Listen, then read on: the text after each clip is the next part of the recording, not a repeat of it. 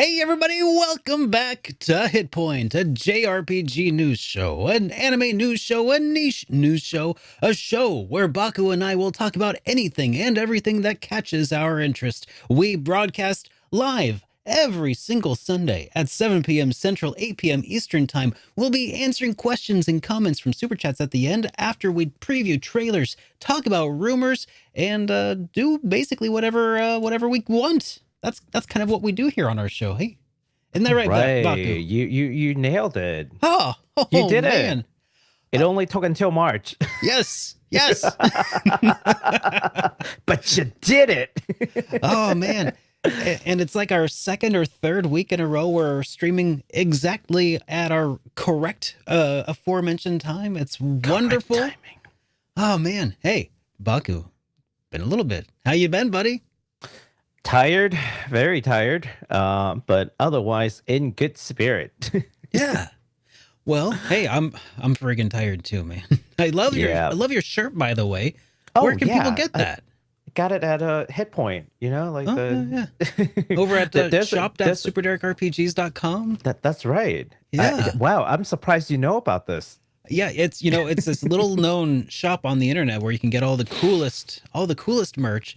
But aside from all of that, I mean, that's cool and stuff. I'll do all my shopping later. But what's got us really most excited today, man? What's got you most pumped? We discovered a way to save Japan. What? Yeah, I know. Like, just amazing. We're gonna talk about it later. Whoa. I need to mentally prepare myself for that discussion. Save an entire nation. An entire nation. Like, for realsies. That's I don't think I'm ready to talk about this just yet. I need to mentally prepare myself. So before we do start diving into that, how about we talk about some of the comments that we got from last week, starting with this one that you pulled up here from Mirage, who says, I would love to see Xenosaga series remaster or remake. I didn't get to play those. Also, need Breath of Fire series remastered. Oh, heck yeah. We need those. I would absolutely die if Breath of Fire got a remaster, man. Yeah, Capcom. Do it. Capcom's or don't, because I would die. Don't have Capcom do that, guys. I might actually die. Do you know what's on this? What these are some high stakes games we're talking about here. Reverse psychology. I see what you did there. That's right. That's exactly the route that I took when I made a video talking about how or why Mother 3 will never come out in the United States. Basically just to jinx yourself. Exactly. Yeah. To intentionally hoist myself by my own petard in order to have Nintendo, prove me wrong. I was willing to make that sacrifice, I figured that was move. If there was anything that I had in my power, it was to jinx myself. No, you'll either be right or you'll get Mother 3. I mean, exactly. Win-win. I think you're good either ways, right? Exactly. Breath of Fire. Yeah, I have faith in Breath of Fire. I really do. I'm just not. This is not even lip service. I truly believe that it is in Capcom's best interest to do something with that series. Yeah, it's so true. And it's so weird that it's gone dormant for so long. Like, not just... Breath of Fire 1 and 2, I think, are on Nintendo Switch Online right now. I think that's the most sign of life that we've gotten from that series in a while. But it's still not much. That is true. It is true, but hopefully, fingers crossed, man. Maybe they'll give us a little something after, now that Resident Evil 4 is out. Oh yeah, there's no more Resident Evils for them to remake, right? Yeah. Oh no, there's still a couple. They stopped after 4, I think. That's just, and then they just I'm they pretty just sure jump straight to 7. Pretty sure. Yep. Exactly. Yeah, no, so. I think I have faith. Like they had a couple of projects planned. Those are all gone now. Like, what is it? They're working on Monster Hunter, right? That's done. Monster Hunter Rise, all the DLC, that's all out. Street Fighter, that's all done. Resident Evil 4 remake, that's all done. Yeah. What's the next big project? I don't know. What could it possibly be? Could it be? I mean, we'll see. I don't get my hopes up, man. I mean, you should you'll make another video about Breath of Fire not ever coming, and then you'll either be right or you get Breath of Fire. That's an idea. All That is an right. idea. That is an idea. All right, next up we got Omar Gabie, and I apologize if I mispronounced your name. But I see you said that. So glad y'all covered Max Monster. I just finished it and it's fantastic. Highly recommend. It's only 4 to 5 hours long. Thank you so Yeah. much for writing to us, You can easily Omar. knock that out in like a single stream, right, Yeah, Baku? totally not 4 to 5 hours. What? That was a lie. Totally not 4 to 5 hours.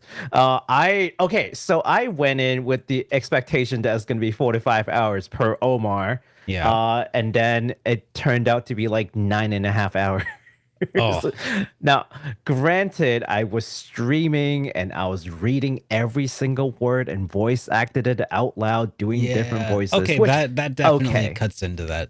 yeah, but I mean, even if I like read it in my head and I'm playing it, like it's gonna take more than 4 to 5 hours. Probably closer to like 7, maybe. 6, 7, yeah, I say 6, 7 hours. Also, it's not So like we're yeah. speed running video game. Hmm. Like if you're trying to get through these games, if you're not reading it, if you're not exploring, doing all the extra stuff, yeah, I maybe. Yeah, you're not getting your money's worth, definitely. And at what is it, $15 basically on Steam, and I paid $20 on Switch, which is weird. Like, Mhm. why is it more expensive on Switch? But whatever. Switch tax. Yeah, right. But it's digital. But anyways, like it's $15 on Steam. I think it's about fair. I think it's good. We just finished it over at my Twitch channel. It took 2 streams. I thought it was gonna take one. It took two. Hmm. But it was good. It Good. was, yeah. There's so many things I would want to say about it, but it's Did you just very cry? well done. I didn't cry, Oh, I think you might have cried. but my voice broke It's when okay. I It's was okay to trying cry, to. Baku. I just want you to know. Tears were not coming out, but I was getting there. My nose is starting to like, You're feeling a bit yeah, verklempt. Yeah. a little tingle there, right? Sure. Like, Sure. yeah, but definitely, yeah, my voice broke a couple of times, not because of the intense voice acting, but just because like Because of the I intense just puberty you choked. were going through at the Oh, moment. definitely. Yeah. It's like I'm 13 again. Yeah, those voices. Oh, that annoying teenager voice from The Simpsons. Classic. Oh God, yeah. uh well, I'm glad that you had a lot of fun with that. Hmm. And you're done with that. So what are you streaming after that now? I Trails? am going to be. I'm going to be stream. Actually, I think I'm gonna play another East game before I go to Trails. Okay, Otherwise, I'm never finishing East. I have to do Celsteta first. But that's fair. next game is actually another Atlas game, which I actually didn't know was published by Atlas, because I always knew it as a Vanillaware game, and that's 13 Sentinels, which I've Oh. heard a lot of amazing things. Like every person who has ever talked about 13 Sentinels spoke with like strong praises, other than the strategy game part. Like they just absolutely hated it. But the story is just like phenomenal. So I'm like, okay, I see you. We'll do 13 Sentinels then. So there you go. That's where we are going to next. How about you, Mr. Derek? What are you up to over in your Twitch? Oh, still, slogging my way through the old Yakuza 7, just With kind with of with that metal bat? just, struggling my way through it, just Isn't it fun barely though? maintaining interest if I'm being just kidding. It's actually a lot of fun. I have been thoroughly enjoying my time with it. But yeah, I think we're over halfway done. I think we're on Hmm. chapter 10-ish. Oh yeah, you're way more than halfway done. Yeah, Yeah. but I mean, Hmm. as far as like side content that goes, who knows? Oh God, yeah, no, they're playing it. I don't know how much side content you've got because I don't know how diligent you've been with it, but Not very. I mean, I've been opportunistically doing side content, mhm. but it's been a lot of fun. So Don't don't you love it when you get this like crazy like music playing in the background? It's like urging you to like do something. You get that sense of danger, and then you Oh go yeah. into a movie theater and you watch like Yes. 2 movies, You saw that. hang out with your friends, go play a game mahjong, comes back, do Darts. another side story, Yes. still refuse to do the main story. Hey, welcome Exactly. to a Yakuza game, man. That is exactly the Yakuza experience that we all wanted you to enjoy. That Yeah. is it right there. Just That's peak Yakuza right there. because I wasn't sure if you were there for that, but that's exactly what was happening. The game is like, Yes. all right, here's the rails that we're gonna put you on. It is time for you to do this thing, and I'm like, but mahjong, Nah. but darts, but oh man, I spent And they like let you. They're like, legit yeah, in yeah, the no, that's by yes, design. Yeah, go for and it. in the last stream, I Uh, legitimately spent about 2 or 3 hours playing poker for one in order to like get some chips to buy some stuff mhm, because I thought that it might increase my certain stats, but I mhm. was playing the wrong gambling game to increase my stats. So I went and I played this other one Mm, that it's bizarre, and I'm starting to get the hang of it. It's the one mm. that's under the bridge. There's two of One of them them. that were hidden away, and Right. yeah, I anyways, they're terrible, but I spent 2 hours doing it and I loved it and I hated it. Uh, but we have a couple more comments here. One from Hmm. Joger. I Hmm. hope that's how their name is pronounced. Hmm. Well, I'll never know. But anyways, they say, I don't think Nintendo cares much about the Steam Deck. They sell about 20 times the number of the Steam Deck does sell. I think the Steam Deck is just a thing in hardcore gaming nerd circles, and even there, it's more or less niche. Anyways, fantastic podcast as always. Thank you to a lot. Thank you for the rating. Yeah. Yeah, so I picked that one because I think I want to clarify that it's not so much a Steam Deck that Nintendo worries about. It's the idea of the Steam Deck. The general. Oh, okay. Well, I was thinking like the general piracy Well, of that PC gaming in too. general. I'm pretty sure they care about that, but Oh no, the Steam Deck that too. itself, Yeah, yeah. so it's not so much the Steam because you're talking about the how much the Steam Deck sells. Well, the Steam Deck is one item, but then there are all these other manufacturers that are making handheld like, systems Hmm. with backed up with like a Steam library, and all of that are competing against the Switch, right? Yeah. So Nintendo should worry because it's dating hardware and all these other competitors eating into their space. Hmm. Because for the longest time, Nintendo is like the only game in town, right? That and is backed by like Nintendo's, library of games, right? And Yeah. like There Sony are can't touch them. no other Yep. Hmm. handhelds Yeah. except for all the Chinesium stuff Yeah. that's coming out, all But the emulation stations and stuff. Which yeah. actually there seem to be a lot of like pretty decent looking ones that Hmm. you know, I was actually at one point I was looking for just a. I wanted to get my mom a Mother's Day gift of just NES Tetris in a handheld that she could turn on and play Tetris, Okay. and I Th- could not find anything like that. Um, and because I don't want her to have to deal with like some things like user interface, or I just wanted to turn on, play Tetris, kind of like I guess the Game and Watches that they have put out that have uh, like Legend of Zelda or something. get a used Game Boy with an actual Tetris cartridge. Yeah, but I would want NES Tetris instead. Oh, okay. But I think Get a that Game I Boy. think Get a we're Game Boy Advance. Is maybe. that close enough? I don't know. I don't know. But anyways, that's what I was wanting to get her, and there was nothing that could just kind of just do that back then. Yeah. Now that might be something we could do, and I'm kind of thinking I should revisit that idea. Um, Maybe you might be able to program like a Raspberry Pi to just do one game and one game only. yeah, just the Hmm. Tetris machine, Yeah, this is Tetris machine. Yeah, absolutely. Yeah. But yeah, there are so many Steam Deck like machines now, Hmm. and the Nintendo should absolutely worry because they're going up against debatably the largest game library a platform can have, which Yep. is Steam.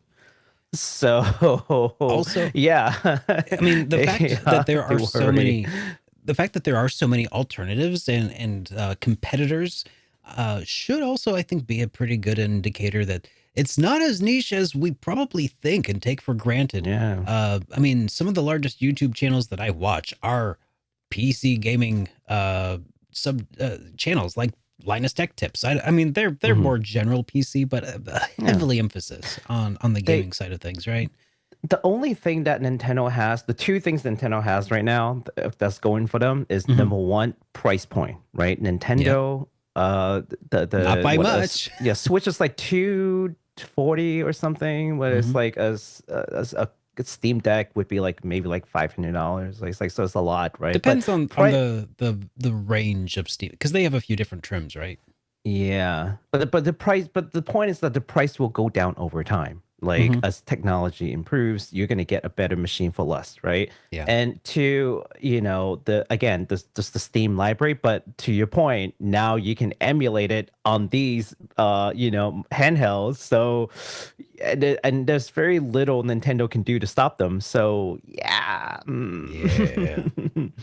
yeah, So yeah, that's yeah.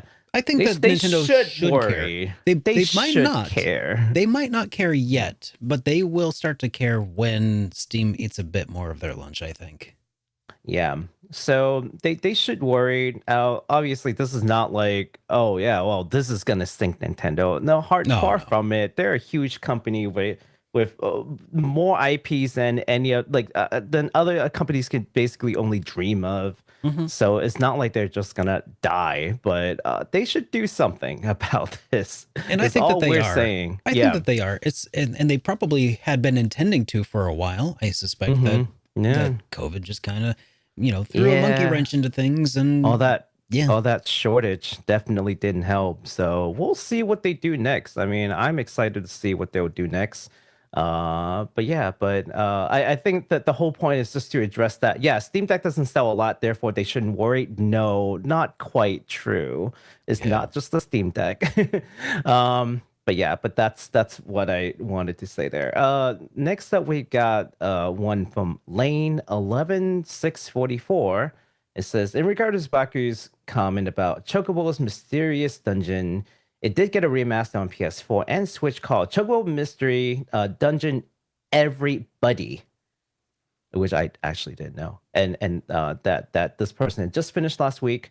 As this comment about East 5, Kondo recently mentioned in a Famitsu interview that the team is in discussion of possibly remaking the game. So thank you so much for writing to us, Lane. Yes, I actually did not know that there was a Chocobo mystery dungeon. Everybody, Yep. yeah, Buddy. I think that came up when we were discussing the various games that were on PlayStation era hardware that just Yes. had been ported over to Switch and modern platforms, and the dwindling list of things that were no longer exclusive to the PlayStation as far as Square Enix is concerned. Yeah, absolutely. And so that checks off another one that they have already done like a remaster on. Hmm. So that list is actually, yes, it's gotten It's ever so dwindling. small. Yeah. Yep. So I'm really excited. I want to see them do some things with their entire PS1 because that was sort of like the golden days, right? Like Oh yeah. Square Enix. Yeah. Yeah. So come on, Square Enix, Parasite, Yep. Parasite, Parasite Eve. What Bouncer. else? What else? So this Bouncer? this this whole thing kind The of started bouncers? when we were talking about Xenogears, I think. Yes, Wasn't that one of the Xenogears. first ones? How we hope that if they ever did port it, that it would be fully Vagrant Story. yeah, I Vagrant Story. think, yeah, something. Just Brave Fencer Musashi. That's I think Brave that's Fencer my big Musashi. one right Yes. now. And if they could add analog support to that, dual analogs instead of because that's the thing about Musashi that's hard to go back Mhm. to is it's only got the D-pad support. And it's a That's little true. it's a little yeah, it's a little Uh, rough. I think they can fix that, I'm but sure they can. also, I mean, uh, Brave Fencer Musashi is that game where I only played the Japanese version. I got to one point where I had absolutely no idea what to do next, and I just dropped the game. It took me a few tries to finally get through Brave Fencer Musashi. I need to go back and play it at some point. Oh, a I've future stream game. I see. Yeah, absolutely. Now, before we move on to the next section, I should also probably change the fact that we're talking about comments here. We actually got a voicemail, and I'll go ahead and play it for us right now.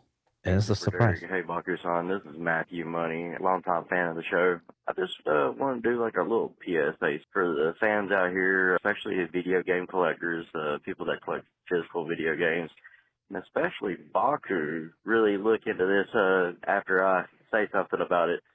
I noticed that he's got a lot of like LED, purple and blue color LED lights around his video game collection. I had a friend of mine here recently wound up taking his LED lights down and moving his video game collection to a new house. And he had purple lights, just like you, Baku. When he took them down, he noticed that all of his games had a purple tinge to them. Every one of his video games turned purple. And I've done some research as well, too, and started looking online, and like, yeah, that's the actual thing. So I would not leave your video game collection under any kind of UV lighting at all, because they would wind up fading your artwork and also turning your games into whatever color lights that you have. Just figured I'd go ahead and let you guys know about that. Don't want you to ruin your collections, and don't want anybody else to ruin theirs, too. Yeah, love y'all show. Yeah, great work. Thank you very much. Well, thank you, Matt. Hey, thank very you. much appreciated. By the way, so I think he mentioned a couple of key points here, specifically one of which is UV lighting. Now, I know that we might not generally think of our LEDs as containing ultraviolet light, which is actually sometimes they do, not always, but sometimes they do. And I think it's specifically with WLEDs that have the specifically white colored light that is dedicated for white, which is actually like an ultraviolet that they then cover in a phosphor that reacts in a white color to the UV rather than having a specifically white LED. Now, I haven't vetted a whole lot of that about like seeing if it actually does affect, but I think it's, totally valid to keep that in mind is that is a possibility. So yeah, keep an eye on your LEDs for your games and yeah, systems. we'll definitely do that. But I will say that I probably aren't too concerned just because these are actually pretty low power LEDs, and also they are RGB. There's no white to it. In fact, to make white light, they have to use all through so it's very imprecise white. But the trade-off is you get RGB and it's relatively inexpensive. So ultraviolet. So purple light, you're talking about purple light. Ultraviolet is like pretty high intensity, pretty high power stuff. That's a very specific thing, and ultraviolet will absolutely damage any kind of paint. Say, for example, if you leave like plush in your car, right, or you have some kind of decals in your car, and you see like that color like washing off in your car, and you're just like wondering what's going on. It's a combination of the heat, but most importantly the UV, in the car. So yes, UV will absolutely do that. Probably not these though. Especially have you ever seen I think we've all seen it when we've gone video game hunting and stuff. We'll come across one that has got a spine that's obviously been exposed to daylight for a while. You can tell because it's just completely washed blue. And that's something that tends to happen over years and years of exposure to daylight. But I think some LED lights can do that as well. So always make sure you check and make sure of what kind of LEDs you're using.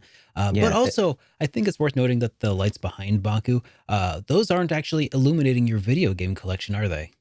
They're not actually. Those aren't video games. I believe those are all various waifus and statues and figures and other things that look really awesome under LED lighting. Yeah, I also I don't leave them on like 24/7. They're on for maybe 3 hours a day max. Those are on for streams. Like when Baku and I are hanging out and talking before the show starts, they're not even turned on. Like when he turns his lights on. No, it's just yeah. So that's just the other thing. It's more like a set right now. Exactly. Yeah, but thank you so much for the concern. I truly appreciate it. I thank you so much for looking out for me. But yeah, they're definitely they're good.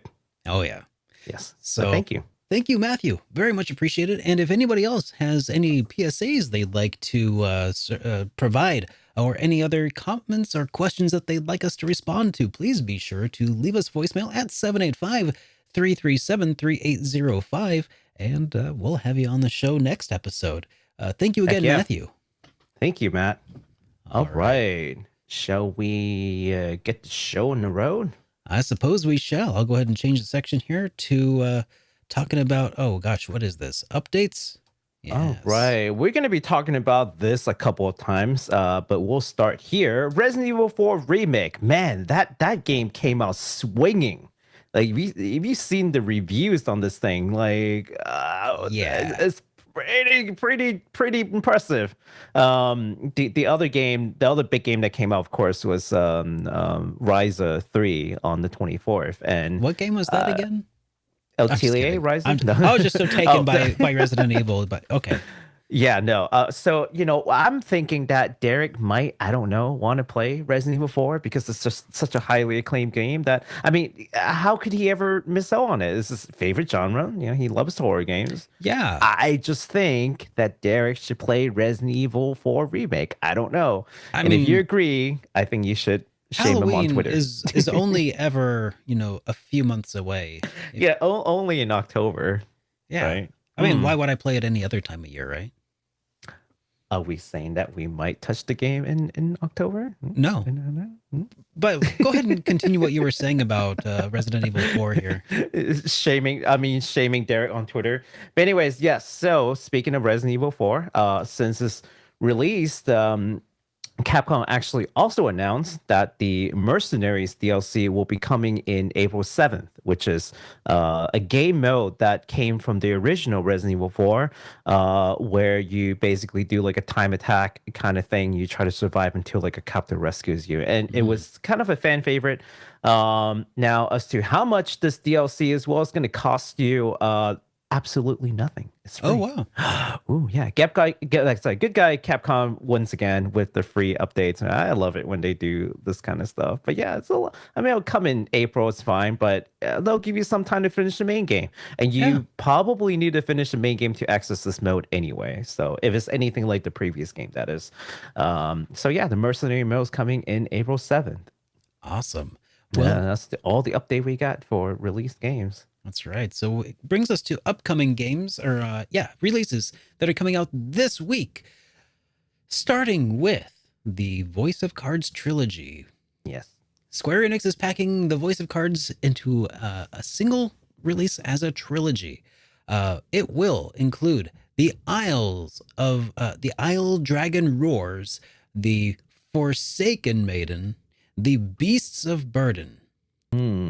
The trilogy will be $49.99 and $64.99 US with all cosmetic DLCs if you wanted those.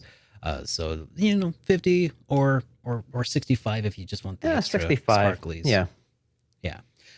We also have a trailer if you want to take a look at it. Let's take a look at that trailer. Yeah, this is the trilogy trailer.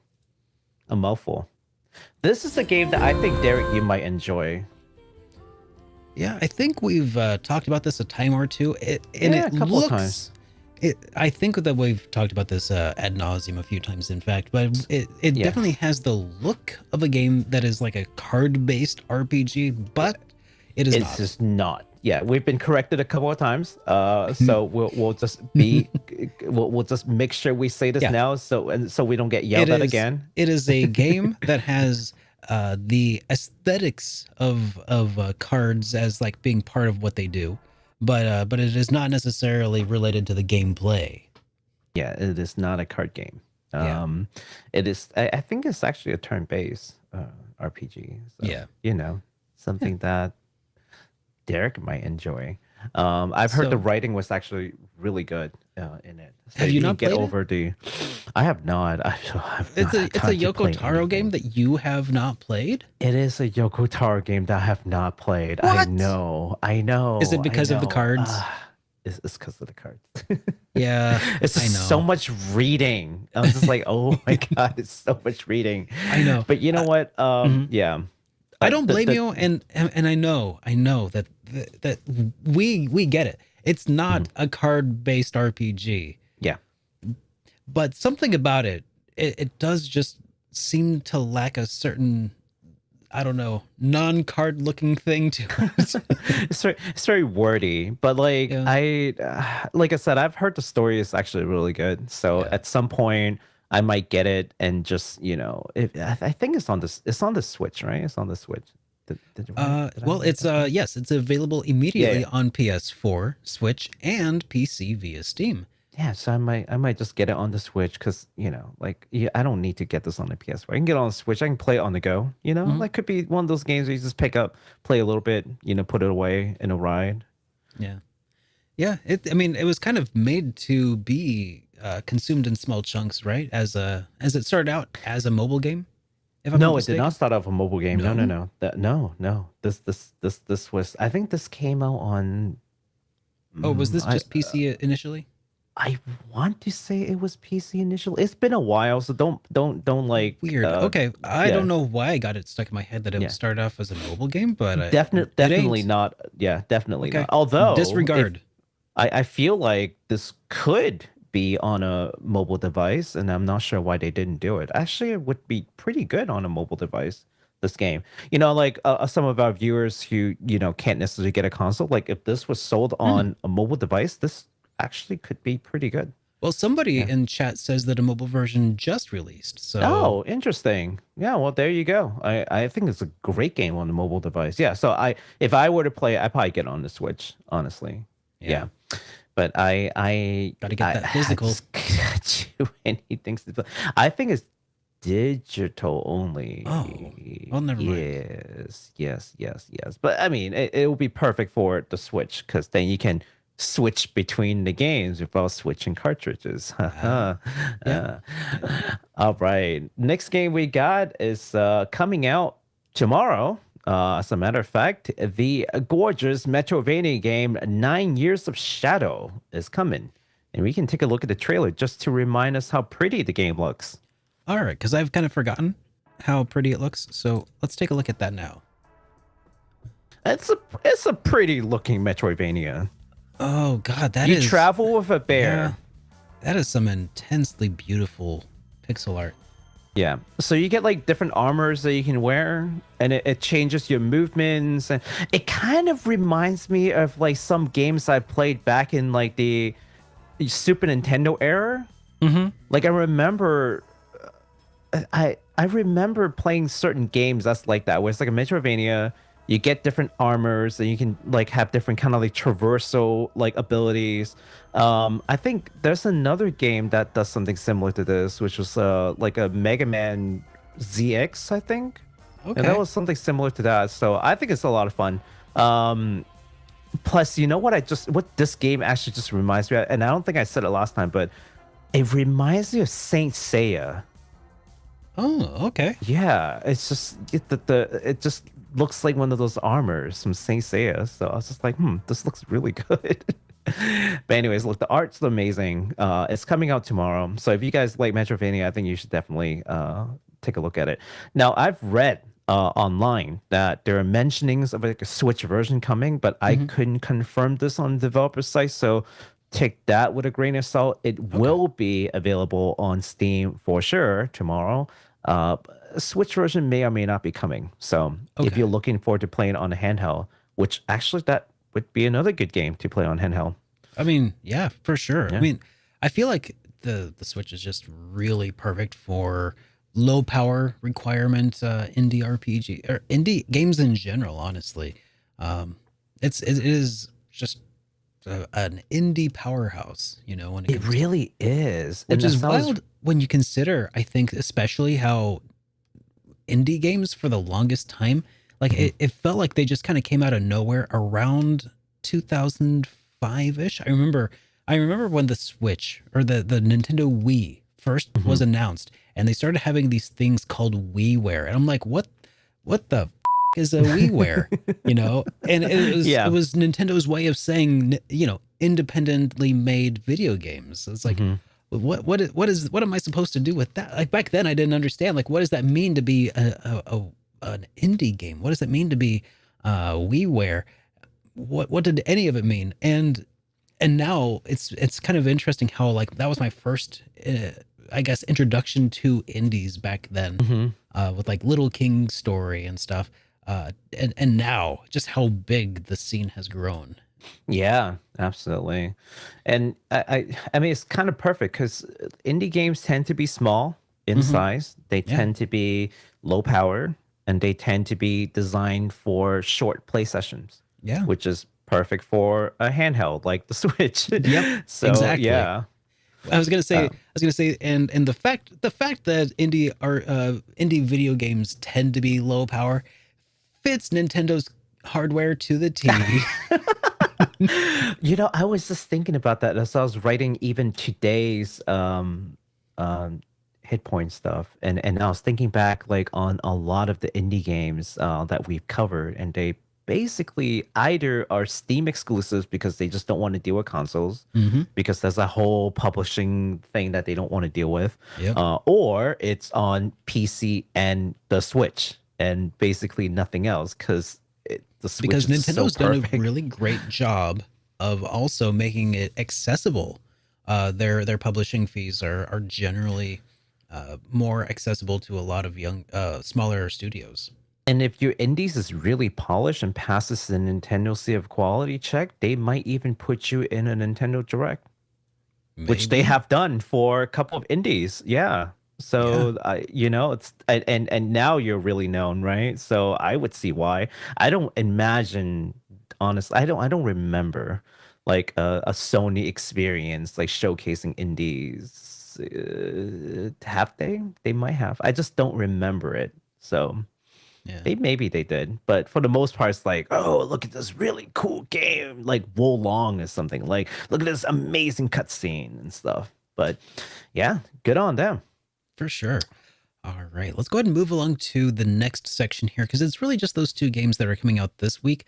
But we did get some new announcements that we kind of wanted to touch on here, starting with this one here from publishers PM Studios and Fly High Works, who have announced the narrative adventure game called Goodbye World will now be coming to PS4, PlayStation 5, Xbox One, the Xbox Series X, this spring. Additionally, physical copies will also be available for PlayStation 4 and 5 and the Nintendo Switch, all at the same time. So no physicals for Xbox, I guess? Yeah, seems that way. Huh. Okay, Yeah. and you can pre-order them right now at Video Games Plus. We will have links in the video description Yes. sometime a little bit later on. But for anybody who wants to know more about this game called Goodbye World, let's go ahead and check out the trailer here, because I think this had a pretty unique looking art style. Yeah. Just a quick video to remind ourselves what this game looks like. Yeah.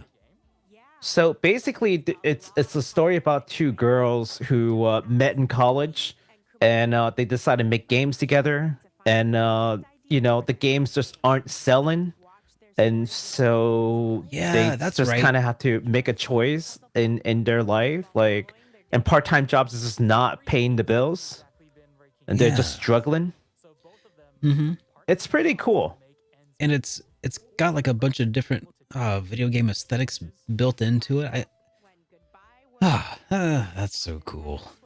Yeah, I'd forgotten all about that.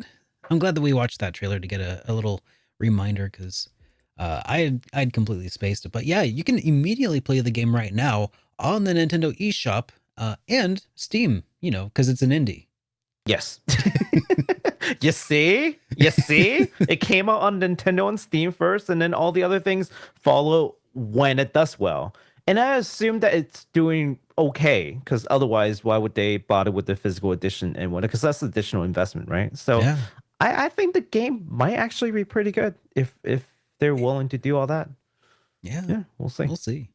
All right. Next up, we've got a TikTok games. Gross. TikTok is making video games now. Not that TikTok. That's TikTok with the K. This is TikTok with the C. Okay. TikTok games, unless they're the same company. They're not. They're not.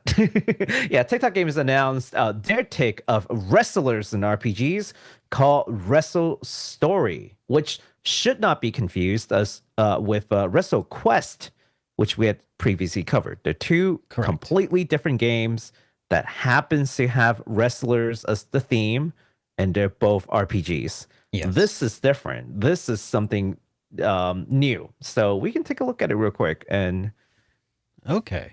All right, let's take a look at Wrestle Story together here. Wrestle Story.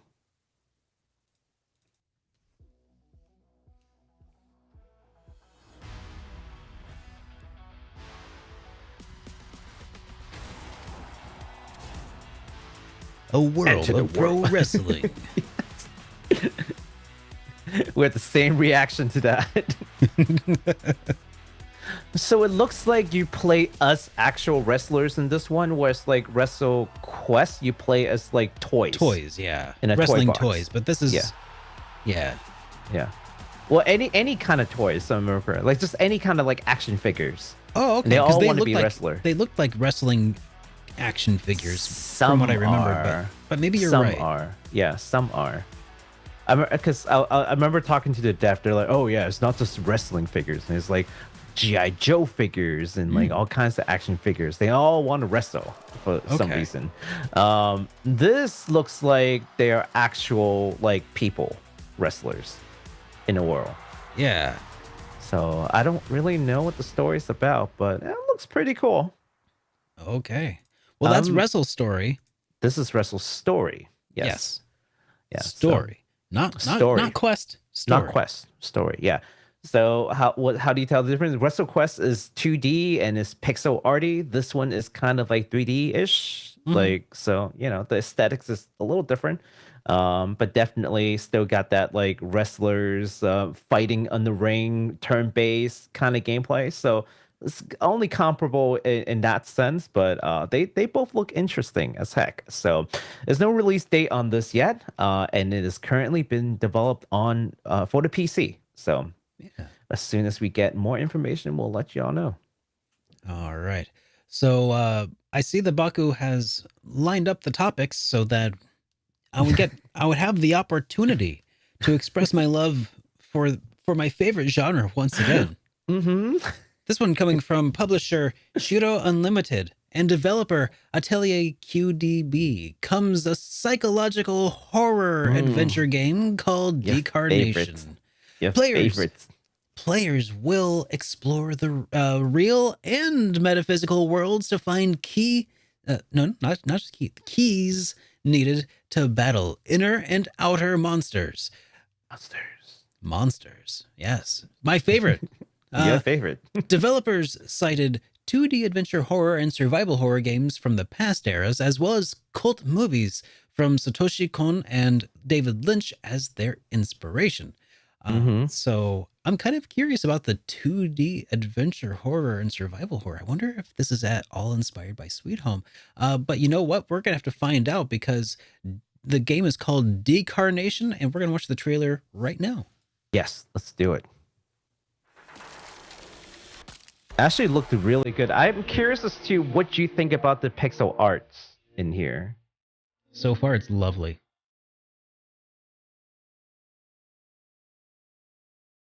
Okay, it kind of has a little bit of that like Maniac Mansion kind of proportions to it, I think. I still like it.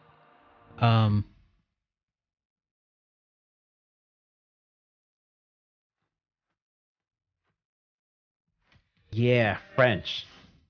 I think. It sounds French. Oh, yeah.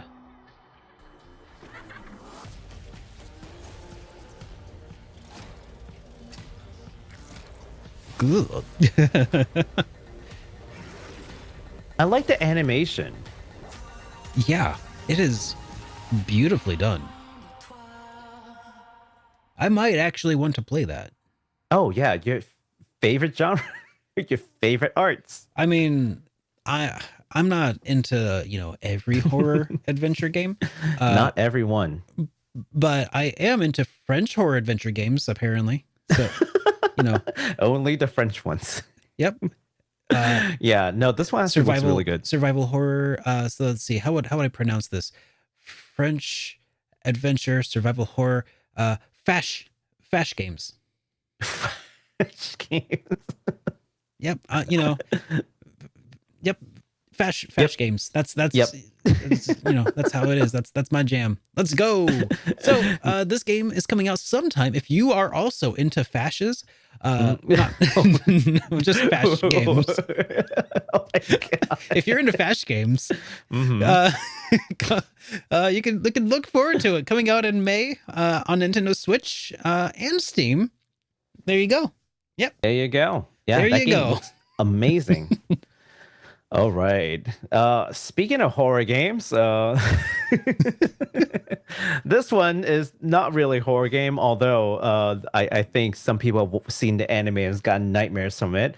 The publisher Bushiroad Games just gave us a new trailer for their upcoming Goblin Slayer Another Adventurer Nightmare Feast. It's a long name. Mm-hmm. And that's based on the hit light novel Goblin Slayer with the same name.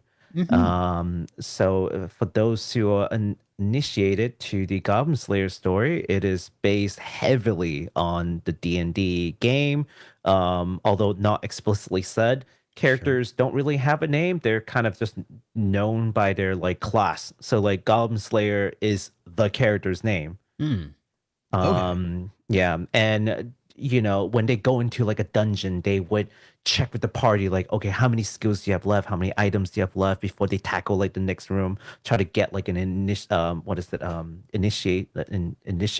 Yeah. Try to get initiative, like that kind of stuff. Like if you've ever played D&D and you watch the anime, it's just like, oh my God, this person. And there's some like dice rolling from like the gods that they talk about in there, which kind of hinted as like the players, Sure, so to speak. So it's really cool. Highly recommend watching Goblin Slayer anime. But I do remember hearing that Goblin Slayer has a super touchy first few episodes, if I'm not mistaken. Just the first one. Just the first one. Yeah, definitely. I heard that it trigger really... warning. Yeah, but beyond the first, I mean, the first episode is just very racy. But like, I think after the first episode, it completely dies down. I think it just. I remember it got a lot of headlines when it first came out, and people were like, "Whoa, that is too much." Yeah, it did. It's kind of like wow, they went there and they did go there, but I think it was necessary because it really paints a really grim world for them. It's kind of like Attack on Titan.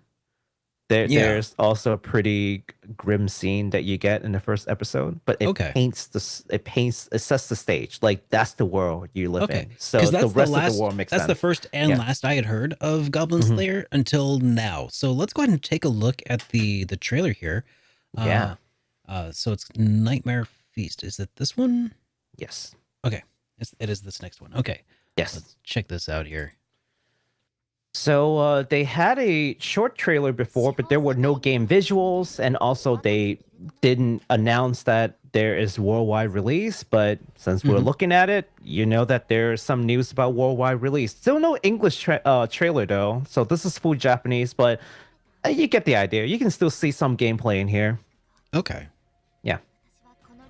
So this is the main character that you'll play as, and it looks like it's gonna be a tactics RPG. They say it's a strategy RPG, so I'm not sure yet. It could be tactics, which is like a subgenre for them. Yeah. Bro, this could be the game that I've been looking for all my life. We're always asking for like good tie-in games, right? I mean, this could be it. I mean, I'm just hoping tie-in games get better and better. I want to see more gameplay. I know what I think a lot of us already know what the characters look like. Show us the gameplay.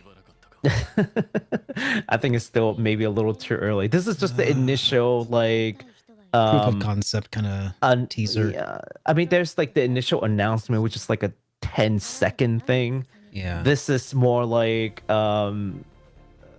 I don't know. This is more like an actual announcement. Like, oh, now you have an idea what kind of game this is.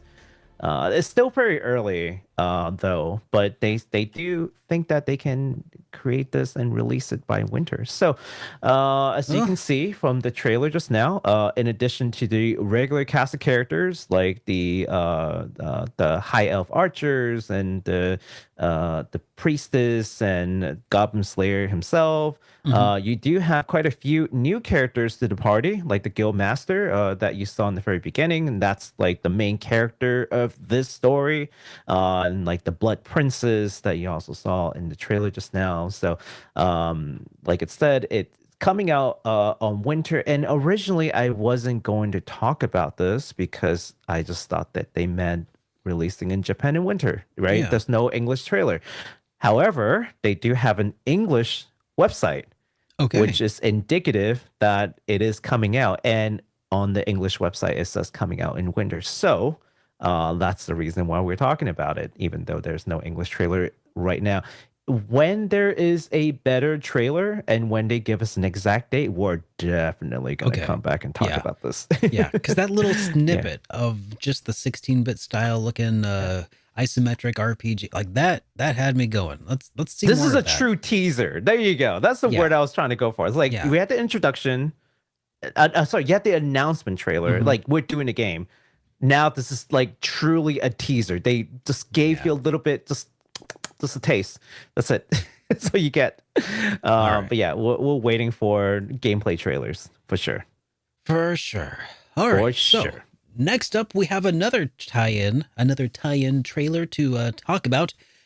So Netmarble have released a new trailer for their upcoming open world action game, The Seven Deadly Sins Origin, based on the manga. So we have a trailer for that too. And we have a trailer for that too. And I've taken a look through it. It's looking pretty good. Yeah. So I don't know if this is sorry, go ahead. There's a few trailers actually that I saw for this. I'm not sure if this is the one that I saw. This is the GDC trailer, the Game Developer Conference trailer. Yeah. Okay, there's another one that I think looks a little bit nicer than this even.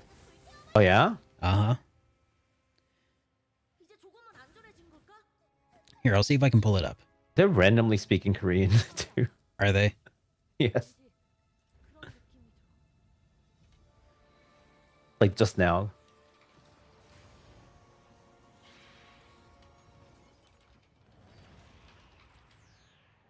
So there you go. For anyone who cares, like there's definitely Korean voice acting.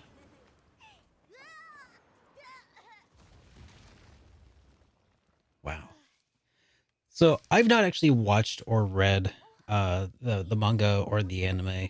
Seven Deadly Sins. Oh, the anime is atrocious. Is it? Okay. The anime is so bad. But I've heard the manga is like really good. Okay. Yeah. They start cutting costs in the anime, I've heard. I've seen some really bad scenes. Yeah, but the manga is great. So, man, speaking of which, I've been watching a little bit of the Trails anime. There were also season 1 and 2 are fine. There. Season 3 is the bad one, they said. Okay. But there you go. Yeah, I remember hearing about that. I got some mixed opinions on the Trails anime. I'm thinking about making a video talking about it. But the Trails anime? Yeah, the new Trails of Cold Steel anime that is coming out. Oh, you can't watch it yet because of spoilers, but... Oh, okay. But wait, has this started airing? Oh yeah, there's like 11 or 12 episodes out already. Oh crap. Okay, so that was this season's anime because this season is ending. Yeah. Like the next season is starting soon. Mm-hmm. Interesting. Well, look, I didn't want to say anything before, but when I saw the developer house, I don't have very good feeling about it. Yeah. Yeah, but like that's like half the equation, right? Like they could a studio that doesn't do like typically great work could sometimes have like a really good show.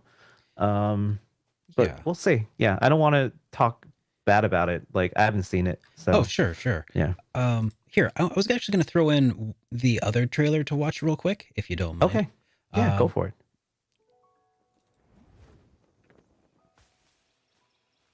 Yeah, here's the other trailer that got me going a little bit more. Ooh.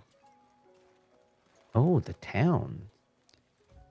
Oh, they've done a lot of stuff. Yeah. Giants. I think the graphical fidelity of this trailer is already a lot higher than the other one. The other one is newer too. Really? The other one just came out last week. Yeah, this one, let's see. Oh yeah, I guess this one is a few months older, but yeah, that's crazy. But maybe the other stuff was, no, some of this is in engine too. Oh, but this one is for consoles specifically. Yeah. Well, so I'm not the other mad one at might it. Be a mix. Might be. Well, we'll talk about it. Yeah. But yeah, this trailer is the one that got me particularly interested in the game. Well, we'll see. We'll talk about it. We'll talk about it. Yeah. Yeah.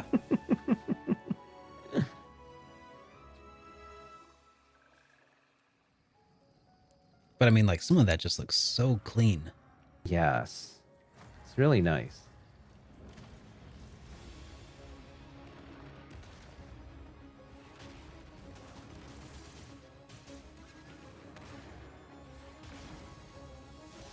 Yeah, so the other one is newer in a sense that like you do see the battle system, you see like different character, like I don't know if you saw it, but like there are different characters like to your bottom right hand corner, so you can see more of the UI. Yeah. Yeah. So this one has no UI. That's true. Yeah. So maybe that's one of the things that's changed also. Yeah.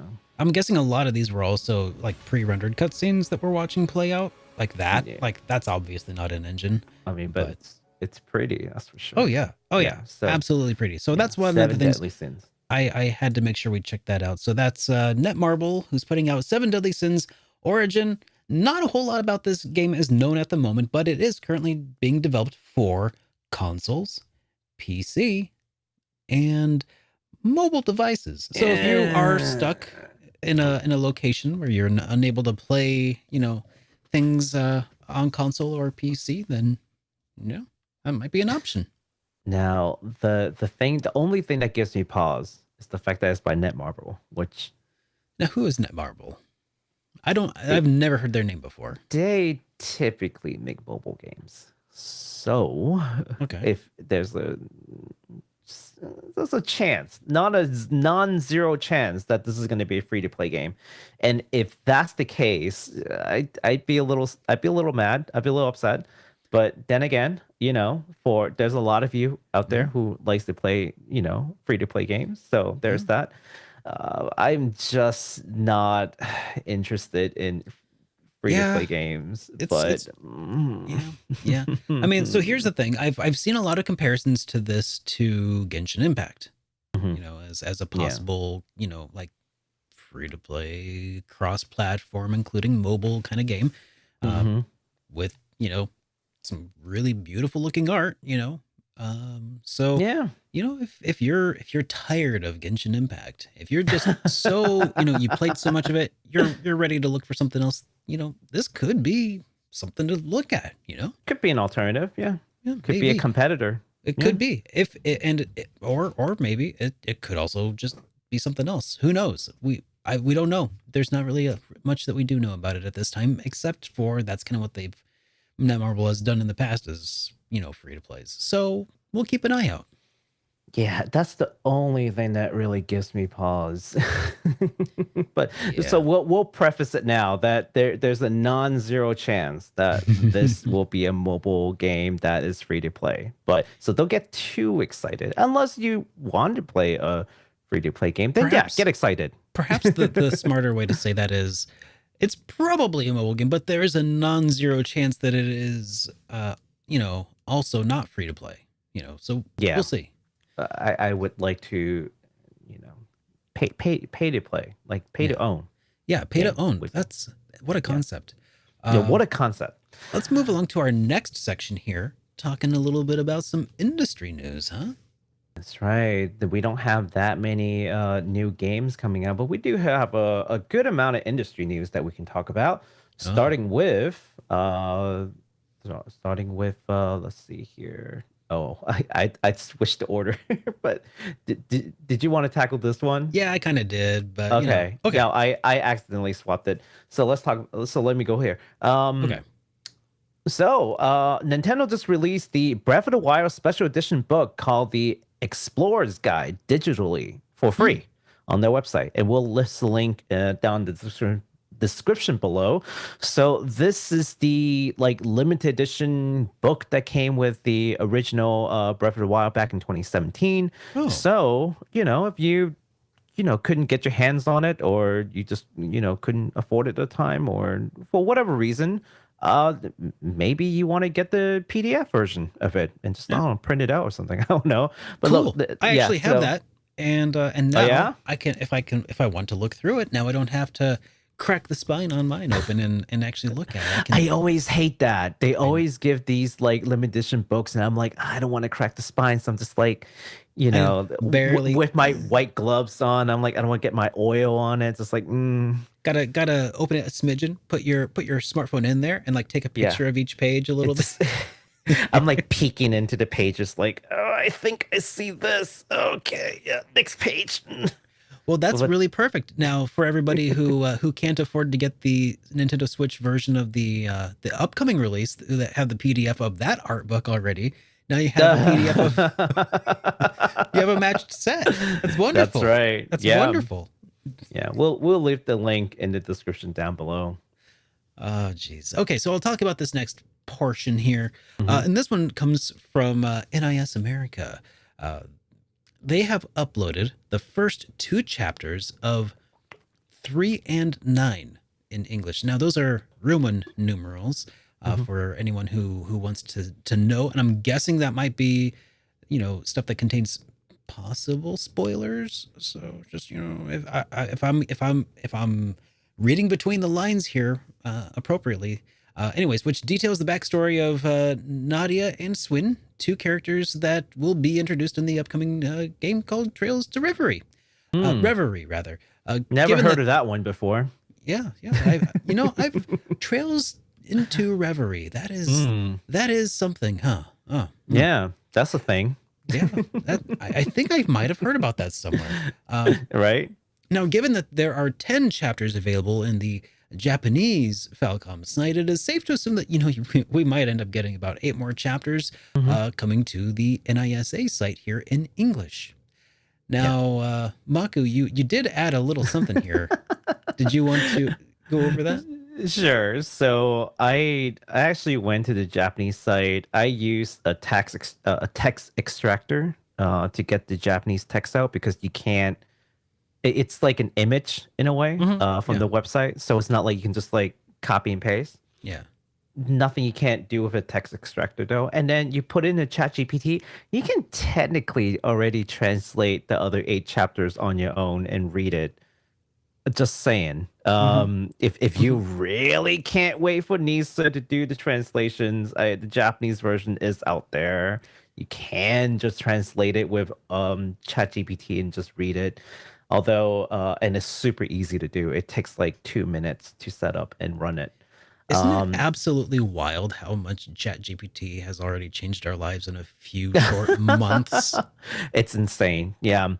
I was talking to Derek earlier about this, and I think something like ChatGPT, not ChatGPT per se, but something like ChatGPT can really, AI learning, AI assisted translation could probably speed up localization by a lot. A lot of times we're talking about, it could speed up the translation by a lot. Localization might take some work, but I bet it could handle a lot of that too.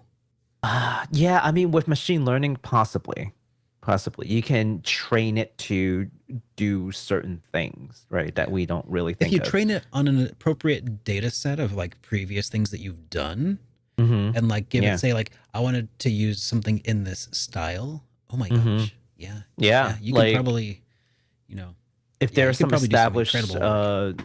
if there's some established speech pattern for a certain character, for example, and you can see like, okay, this is from this character translated in a way that they would say it, and then they Yeah. will spit something out, and then you can correct it, and it just gets more accurate like over time. Yeah.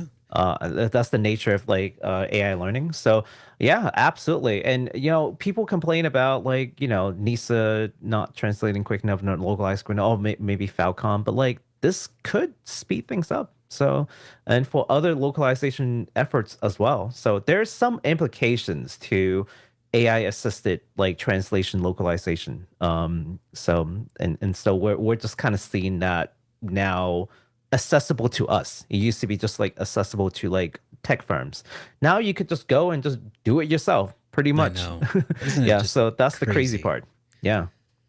All All right. right. Well, Yeah. here, you have the next one here as well, don't you? Yes. Yes. Did we flip it? No. I'll No. get this one. All right. So this is pretty cool. The other day, the Yakuza developers over at Ryuga Kotoku Studio live streamed about 170 hours nonstop over at YouTube and Nico Nico over the span of about 8 days to Oh, thanks. marathon. Saved me a chat GPT request. Yeah, to marathon Yakuza 0 to Yakuza 6. Basically, that's basically every single game where Kiryu is the main character. So they didn't Yeah. do 7. So not sure if it's planned, but the next main game would actually be like a Dragon 8. So they spent 8 days doing this, and then where Kiryu will come back as a playable character in the 8th game. So it's pretty cool. Yeah. Now I tried to go to YouTube to find the link so that I can, put it in there so you guys can go and watch it yourselves. But unfortunately, that's down. And also the Nico Nico link also doesn't work. So yeah, they just probably didn't archive it. But it was really cool when it happened. Yeah. That's So awesome. yeah, 170 hours. Like I think more devs, I would like to see more developers like play their games Yeah. to like and live stream it. So we can get like commentaries from developers. And this was just what they were Yes. doing. They had special guests coming in to like voice actors and whatnot coming in Uh-huh. during the stream. It was really cool. That's what I was gonna say. I remember when DVD. Oh, I'm gonna date myself. When DVD. DVDs first came out back in the day, DVD. one of the first selling points that DVDs had that was so mind blowing at the time was an alternate track that you could get the developer or the director commentary or actor's commentary. Yeah, I remember that. Yeah, that was one of the cool things that you could do with physical media back in the day. I remember that. And then slowly over time, DVDs got like less and less fleshed out. Like, but they used to have such cool menus and commentary tracks, Right? all kinds of cool stuff. Extra hidden features, but behind the scenes stuff. They used to pack those things full. Not so much anymore, but Yeah. that was just one of the really cool things they used to do back in the day. I remember that. But yeah, so that's kind of why I remember a long time ago when, oh God, the developers of Portal, I think they actually released a commentary, a director's commentary for the game that would play as you make your way through the game. Oh, Which okay. was insane. Like you would just like get to a certain point of the game, and then you could like trigger a thing, and then like they would just talk about that room for a second, like how playtesting went and how some people came up with some really unique ideas and things to like overcome certain puzzles. Oh, it was so much fun. You know what? I don't know if big developers would be able to do it, but imagine like an indie developer. Okay, you play through the game, takes you like say 8-9 hours because it's a small developer, right? And then to add replay value, they just do like a commentary version where when you do a new game plus, so you go through the game, you get little commentaries like, oh yeah, we did this and that, like here, or like just little tidbits of development stuff as you go through. I think that's instant replay value. And Absolutely. It's not even like you have to do a whole lot of things. It's just like whatever you recall, you can just like add it in there. Yeah, but that's also, if you think about it, that's just a lot more for localizers to have to worry about if Japanese devs start doing that. Oh yeah, definitely. But Uh, then again, like if it's like an 8-hour game, it's like it might not be too bad. yeah. Might not be too bad. All right. But Well, hey, remember ChatGPT. Just take whatever they put in the commentary and just ChatGPT and just copy and paste. Done. yeah, yeah. Assuming you know how to speak Japanese, that'd be perfect. Assuming you know how to speak Japanese. In which case, it's too late. I'll go ahead and move us on to our next little story here. And let me lead with a little question here, Baku. Mm-hmm. Do you want to make a baby? Not really. Have you played Bayonetta Origins? No, I haven't yet. That might be your problem. So Hideki Kamiya thinks that Bayonetta Origins will make players want to make babies. Or have babies. Have babies. Make babies? I don't know. Well, the localization is ChatGPT. So Japan has a problem that a lot of developed nations face, and that is declining birth rate. Yes. I wouldn't call it a problem personally, but it hits Japan particularly hard because their work culture and almost non-existent immigration. That's true. Yeah, it's kind of hard to justify having a child when like you would never be able to see them. Yeah. Well, so Bayonetta's director Hideki Kamiya believes that he has the solution.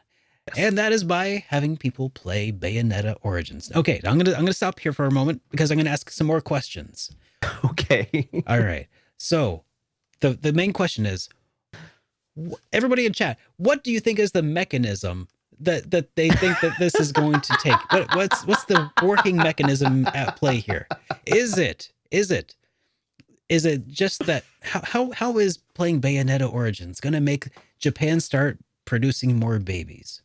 Is it going to, you know what? I don't even know if I want to start throwing out options. I don't want to. I'm kind of It's just the most bizarre thing I've read in a week. I know, and that's why I got to milk this because this is absolutely bizarre. Okay. So I'll tell you. Mm-hmm. Kamiya tweeted a flow chart that went something like this: play Bayonetta Origins. Okay. Get people to want a child like Careza. Cause a wedding boom. Solve declining birth rate, and everybody is happy. In that order. In that order. In that order. I'm getting a little bit of step 1, step 2. Yes. Question mark. Profit. Oh my God. It's just the weirdest thing to me. Is it because he thinks that, is it just because Bayonetta fans are just such chads that they are going to single-handedly start producing babies? Is Bayonetta Origins just so mind-bogglingly beautiful that women will just instantly start ovulating at the sight of this game, and well, therefore, obviously, how else do you solve this problem? This is ingenious. Play the game, solve a national crisis. It's just wow. Who would have thought that? To think though that it was is the actual thought process here is that people will just love this fictional character Careza so much that they're like, I'm going to have child so that I will compare them to Careza forever. And God, imagine being born from that. Like if that and scenario, I know how you're gonna grow up to be too. Why can't you be more like your older sister Careza? Yeah. Why can't you be more like Bayonetta? You're supposed to grow up to be like Bayonetta. Bayonetta already killed 17 monsters at your age. Oh no. Yeah, and you know what? Just like, look, this. I don't know why he's so confident that Is this Cereza or Careza? I think it's I actually don't know. Cereza. It's probably Cereza. Cereza sounds yeah. better, but it's with a C, and it could be either. Yeah. Who knows? Why is he so confident that all these other like anime child that we've seen, like Anya from like Family, Spy Family, isn't cute enough, but Cereza somehow will do the trick? Questionable. But okay. So do you context suppose that, now? Okay, thank you. Well, I was gonna make make another question. Yeah, go ahead. Okay, so do you suppose that this is an attempt for them, Kamiya, to maybe reap some sort of government benefits from their efforts to like get some government funding in order to like subsidize Wouldn't that be great? The next Bayonetta game? Wouldn't that be great? Just like the prime minister just comes pay a visit to like Platinum Games. Like, your game is such a wonderful job in reviving our country's declining birth rate that we're just gonna give you all this money to make another one. Okay, it's just great. I have one other guess. Okay. Is this parody? Is this Kamiya making fun of Japan's various other stupid, inane, asinine attempts to like increase the birth rate through stupid means? I am. Look, I don't know the man, but I would say 80% certain that he's just being facetious. Yeah, he's just trolling. Okay. Like, he's just, please don't take this seriously. It's just this is this man's joke. Like, he's just making fun of the situation. Yeah. I gotcha. Okay. It took me until funny, now. Though. It took me until now to finally actually think of something that sounded plausible. And it came down to I ate the onion. Okay. Yeah. Basically, and in fact, it's hilarious too, because so I was gonna read you this part when we were in the pre-show, but yeah. So someone wrote in Kamiya's like tweet and saying something along the lines of like, oh yeah, imagine you trying to solve this like national crisis, because I mean, man is just joking. So he wrote in Japanese. I don't know if the person he replied to actually translated it, but it's like, it said something along the lines of like, crappy Kotaku and their crappy reporting, sending people who are just like, who are crap just like them over here. And he really doesn't like Kotaku. Okay. Fair enough. He calls Kotaku out by name, just which, by the way, I think we actually got this originally from Kotaku reporting, which is hilarious. That's incredible. Yeah, I love it. I love this little drama that he has with Kotaku. But yeah, apparently you're not a fan. That's okay. Nobody does. Nobody likes Kotaku. I mean, they just kind of exist. And even Kotaku doesn't like Kotaku. I know. Yeah. Like, anyways, go ahead. Yeah. No, I think it was hilarious that he actually called him out. But anyways, yeah, no, take it as a joke. That the man is just having fun with a bad situation that faces their country, right? So sometimes humor is how you can cope with things. So that's what it is. And yet, no, also the declining birth rate is actually pretty bad over there. Because they have a huge aging population, like post-war aging population, kind of like our baby boomer, except like, they also had like a baby boomer generation, right? It's a problem. I will say it is absolutely a problem for the people in the aging population, for sure. Yeah, no one's going to take care of them because they haven't popped out enough babies for that time. And they can't just like make more because it takes time for they're them a little to beyond grow that up. point. Yeah, so that's how population works. But anyways, but I think the funny part is how many people have taken this seriously. I think that's the really funny thing, is just, again, Western media and just not understanding the culture will misreport. So we're trying to set the record straight. All right. So something else that's funny that came out, and we have to watch this together. I think you guys are really gonna get a kick out of this. If you're tired of watching this like high definition high-octane trailers for Resident Evil 4 Remake. Why don't we try one in the style of Ghibli animation? You know, that might get me interested in Resident Evil 4. You know, because we joke, you know, but seriously, I don't want to play it. But maybe if I watched this trailer that you sent me. Just maybe. Let's take a look. Okay, let's take a look. Yeah, I think this will convince you. Oh, that's so this quaint. Is a real commercial, by the way. This is not like a fan-made whatever. This is a real commercial from Capcom. Oh man, this is why they're winning. Why can't they Square Enix do something fun like this?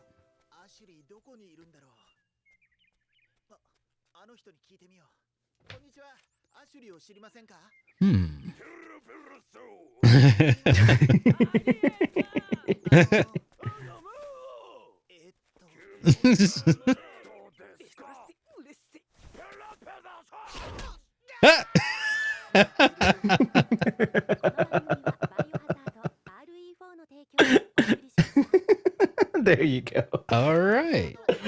Oh my god. So, Capcom released 3 of these episodic commercials. Episodic. Oh, okay. There are so there's 3 more. of these. There are 2 more of these. Yes. Oh, good. Now, I debated if I want to link them here, but I'll definitely link them in the description so you guys can find them easier because it's not easy to find. But I'll link it to y'all. So yeah, that's it's all on YouTube. It does seem like Square Enix kind of takes themselves a bit more seriously than Capcom does at times, for worse. I was gonna say for better or worse, but no, just for worse. It'd be nice to see other companies take themselves a little less seriously and have a little more fun like that, I think. Yeah. I think that's where big studio has lost their way. They have forgotten how to have fun. Fundamentally. Mm-hmm. Like in everything that they do, advertising, the games themselves, just they've forgotten what fun is like, you know? Yeah, it kind of seems that way sometimes, but I don't know. I don't know. I'm just a dude. Yeah, but indie games, this is why I have more faith in indie games. They remember fun. They want to provide fun. Mm-hmm. They bring the fun back. So and that's why we talk a lot about indie games. You know, and we're hoping that the industry will catch on and be like, you know what, that's the missing ingredient all this time. Just it was no secret. It was just good old fun. Is what we've forgotten to add into our games. You know, I think you need a mix. You definitely need the serious. Like you can't just have, you know, a chuckle fest the entire way through and develop or deliver a completely world-changing experience or, you know, mind-blowing experience. Like you got to have the serious moments, but like you also got to have some moments of levity, and those just feel like they're gone. Yakuza. Oh, except I'm talking about Square Enix specifically. Oh yeah, I know. I'm like, no, I mean like your example. I'm like, you just talking about Yakuza just now? Like because that's exactly no. But yeah, that game does bring the goofball fun. That's for sure. Yeah, but there are also serious parts. You're just like, it gets you like latched on. It gives you the serious music. You can go play mahjong. Yeah. I'm just glad you're enjoying it, man.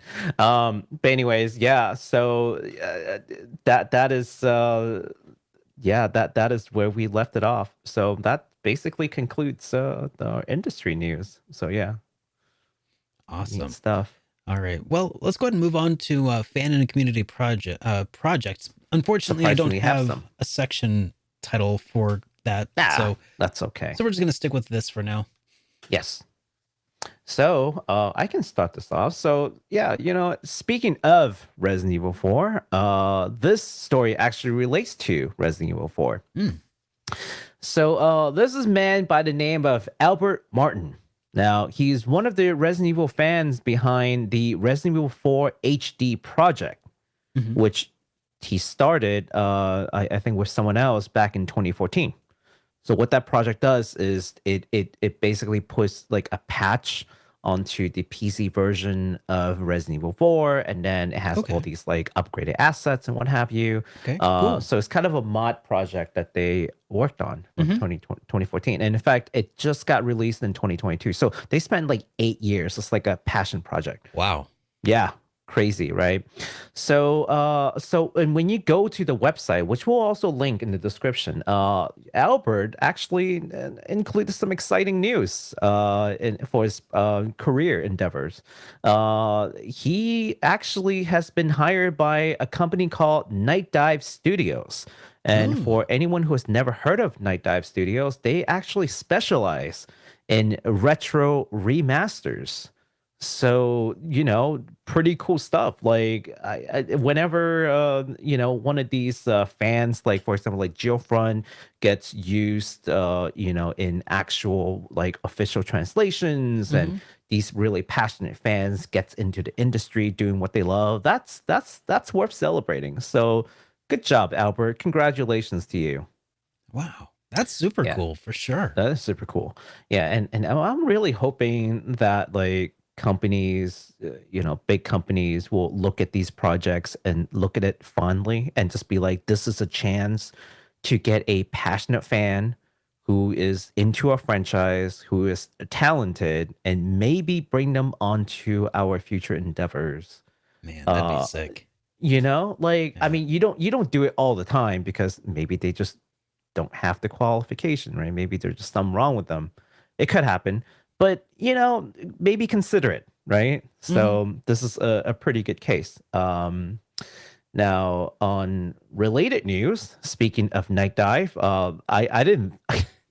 I wasn't going to talk about this, but because it happens to be Night Dive. So on related news, Atari is acquiring Night Dive Studios. Are you sure they're not are you sure that Atari is not acquiring Night Dive specifically just to get at Albert Martin? Oh, just to acquire Albert. Yeah. Yes, that was the that was the reason. Atari's like, what? Albert Martin is joining your company? Well, we've got to purchase your company now. Oh, by the way, did you see the trailer? I know we didn't talk about it last week, but there was that trailer for the new Dragon Ball Z Budokai. No. Like we probably should have talked about it, or could have talked about it. But speaking of Atari and stuff and older games, that just jogged that memory for me. It's like, oh man, people were really excited about that. Oh, well, they saw the opening and they were like really ripping at it because it's so, I don't want to say it's nostalgia. Badly done, but no, it looked really good, I thought.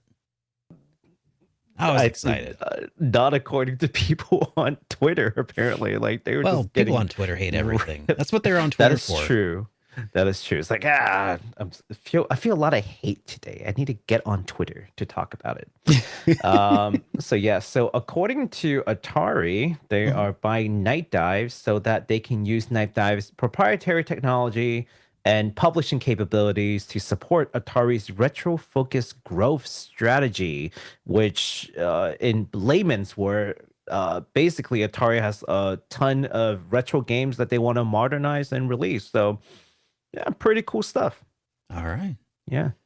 Neat. Okay. Neat. Well, in totally unrelated fan news though, completely. I mean, maybe it's related, but I'm pretty sure it's completely unrelated. No. 7 degrees of Kevin Bacon and all.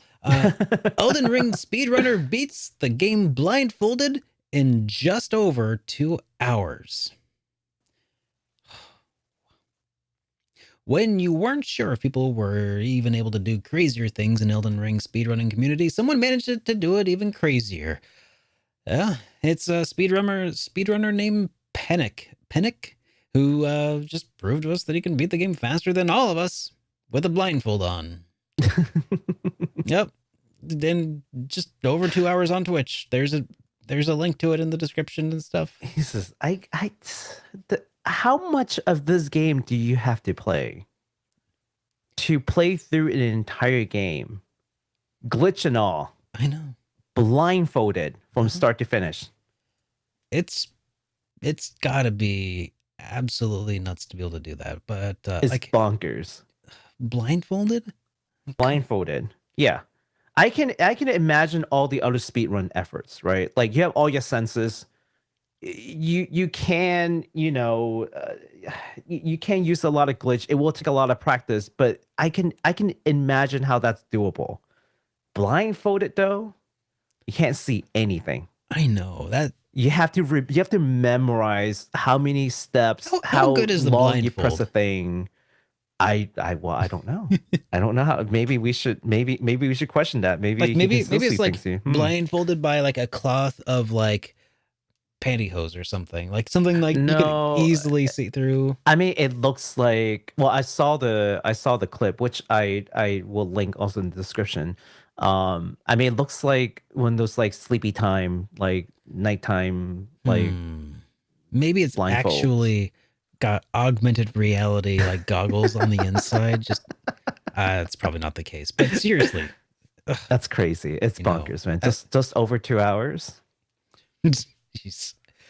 I can't. I couldn't even get out of like the tutorial in 2 hours, and I've tried. Yeah. Well, I've never played it. I've played other Dark Souls games, or not Mhm. other Dark Souls, but I've played some Dark Souls, and the the prospect of doing that blindfolded sounds absolutely daunting. Like, I have a buddy who also streams on Twitch. His name is Crayson, and he's a speedrunner, and he plays a whole bunch of Earthbound. He was actually a world record holder at one point. Oh wow. And he would play blindfolded, but he would also play with like prompts from chat to like, let him know, north, south, east, west, Oh, or whatever.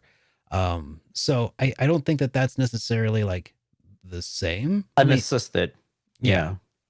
that's just absolutely bonkers. I cannot imagine playing any game blindfolded. No. I mean, Yeah. I could So imagine it. I just wouldn't be able to do anything.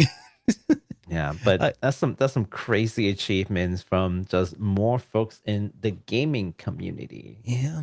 Yeah. Well, I mean, Well, man. All right. Well, I think that's about it for industry news and all that other stuff. So it's time for us to just kind of wrap up here for the day. Unfortunately, we haven't got any super chats to respond to yet. So let's go ahead and say thanks for hanging out, everybody. If you enjoyed today's episode, make sure you leave us a like. Follow us on YouTube or whatever your podcasting platform of choice is. And Baku, have you got any closing thoughts for the people? you know, I sometimes I wonder if I've chosen the right occupation. I should have been a game director. Then I too can save Japan from Oh, their, birth declining problems. I could create like the most like kawaii, you know, child character, and Oh. that would just get everyone ovulating. I can't, man. I can't. That's just Have a great night, everybody. take care.